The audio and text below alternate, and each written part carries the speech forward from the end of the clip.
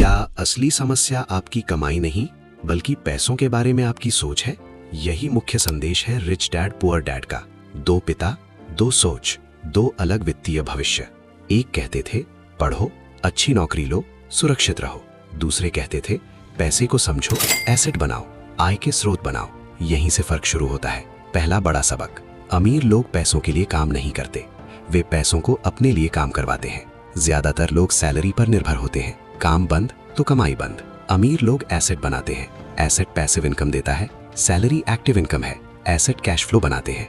यही बदलाव है नौकरी से आजादी तक। दूसरा महत्वपूर्ण सबक, एसेट और लायबिलिटी का फर्क। परिभाषा बहुत सरल है। एसेट वो है जो आपकी जेब में पैसा डाले, लायबिलिटी वो है जो आपकी जेब से पैसा निकाले।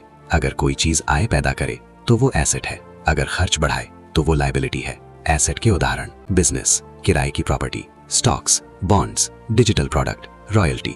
लायबिलिटी के उदाहरण, कार लोन, क्रेडिट कार्ड कर्ज, ईएमआई पर खरीदी गई लग्जरी चीजें, ऊंचे मासिक खर्च। अमीर पहले एसेट खरीदते हैं, मिडिल क्लास पहले लायबिलिटी खरीदती है और उसे एसेट समझती है। यहीं से शुरू होती है रैट रेस। रैट रेस का मतलब काम करो, कमाओ, खर्च करो, फिर दोहराओ। जैसे जैसे आय बढ़ती है खर्च भी बढ़ता है, आजादी नहीं मिलती।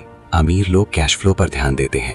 जब पैसिव इनकम आपके खर्च से ज्यादा हो जाए, वहीं से शुरू होती है वित्तीय स्वतंत्रता। अगला सबक, वित्तीय शिक्षा डिग्री से ज्यादा महत्वपूर्ण है। स्कूल हमें नौकरी पाना सिखाते हैं लेकिन नहीं सिखाते निवेश कैसे करें, टैक्स कैसे बचाएं, कैश फ्लो कैसे मैनेज करें, एसेट कैसे बनाएं।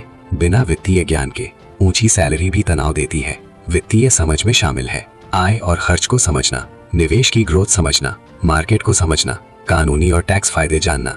ये स्किल्स लंबी अवधि की दौलत बनाती हैं। एक और महत्वपूर्ण विचार, अपने काम से ज्यादा अपना एसेट कॉलम बनाओ। चाहे नौकरी कर रहे हो फिर भी एसेट बनाओ। छोटे से शुरू करो, नियमित निवेश करो, मुनाफा दोबारा निवेश करो, एक से अधिक आय स्रोत बनाओ। सिर्फ सैलरी पर निर्भर मत रहो। सैलरी सुरक्षा देती है, एसेट स्वतंत्रता देता है। अगला सबक, डर और लालच पर नियंत्रण। पैसा खोने का डर लोगों को आगे बढ़ने से रोकता है, लालच गलत फैसले करवाता है। अमीर बनने के लिए अनुशासन जरूरी है, भावनाओं से नहीं ज्ञान से निर्णय लो। अमीर लोग एक अलग सवाल पूछते हैं। वे नहीं कहते मैं इसे अफोर्ड नहीं कर सकता, वे पूछते हैं मैं इसे अफोर्ड कैसे कर सकता हूँ। यही सोच नए अवसर पैदा करती है। एक और महत्वपूर्ण सिद्धांत, सिर्फ कमाने के लिए नहीं, सीखने के लिए काम करो। नई स्किल्स सीखो, सेल्स, कम्युनिकेशन, लीडरशिप, नेगोशिएशन, समस्या समाधान। स्किल्स आपकी वैल्यू बढ़ाती हैं, वैल्यू आपकी आय बढ़ाती है। दौलत का मतलब सिर्फ ऊंची सैलरी नहीं है, दौलत का मतलब है बिना काम किए कितने समय तक जी सकते हो। ये निर्भर करता है आपके एसेट पर।